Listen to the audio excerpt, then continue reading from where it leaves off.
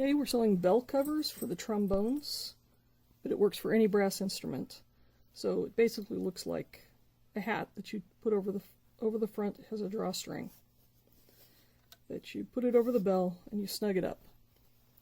So to make it, we take 3 circles, and for the trombones and the mellophones, I've made a 15-inch circle. And so you've got 3 layers. Your inside layer that would go towards the bell, the outside layer that would be facing out, that's the maroon, and then the sandwich in the middle is flannel.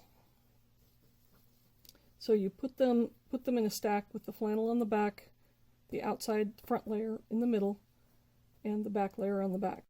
You want to line up the edges of the circles and pin them just so they don't slide when you sew them. Make sure they're staying lined up as you go around the circle. That flannel especially gets a little sticky. I do my pins maybe 4 inches apart, something like that. Just enough that you can hold them. Then you're going to sew around the edge, back stitching when you start, using a 1/4 inch seam allowance. It's generally the edge of your presser foot. So just keep the edge right on the edge of your presser foot as you go around the circle. Don't sew over your pins.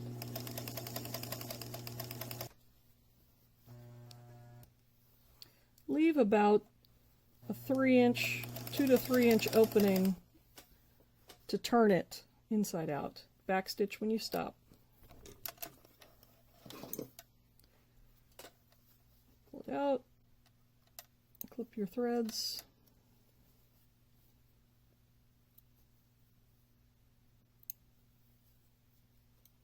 And before you turn it, you want to clip around the edges of the seam to make it lay flat.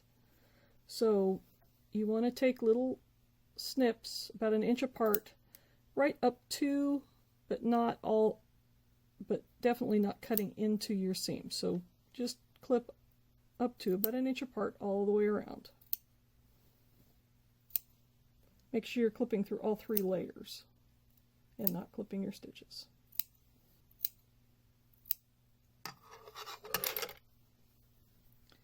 And then you're going to turn it right side out. Make sure when you do that your front layer, in our case the maroon, comes to the outside, and the back layer stays in the back. So I've got the flannel and the maroon on one side and the blue, which is the back side, on the other.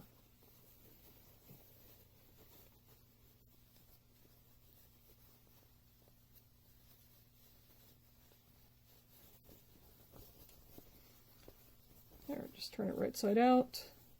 You kind of go around the edge, tug on the edge to make sure that we're fully pulled out on all the seams.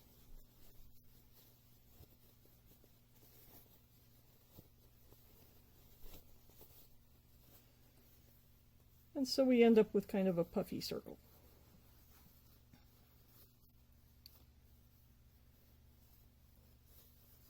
The next thing we're going to do is we're going to sew a channel around for the drawstring, but I want to press it first because it makes it easier to sew. So now it's been pressed, and we still have our opening. I did press the seam allowances on the opening down.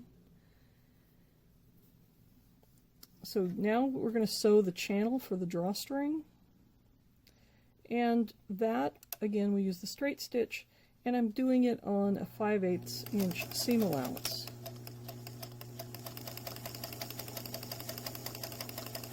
We need about a 1/2 inch channel, so you can do it anywhere between 1/2 inch and 5/8.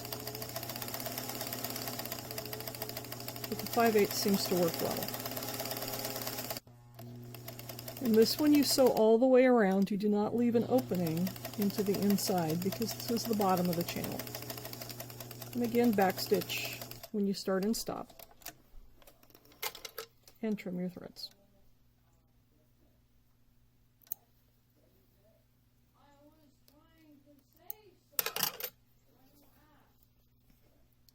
Now the last thing for this step is we have this wide opening where we turned it. And we don't need that wide of an opening for the drawstring to go through. So I'm just going to do a top stitch right on the edge of the seam allowance, especially over this opening. I'm going to leave about 1/2 inch of an opening for the drawstring to go through. So I'm going to start right on the opening there and backstitch.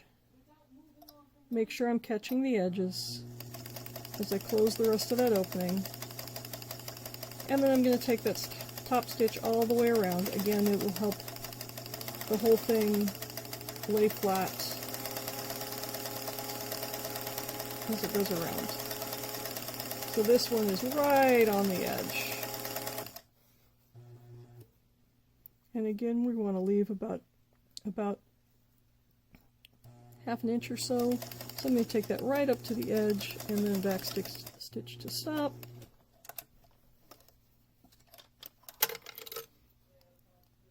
Pull it out, clip my threads.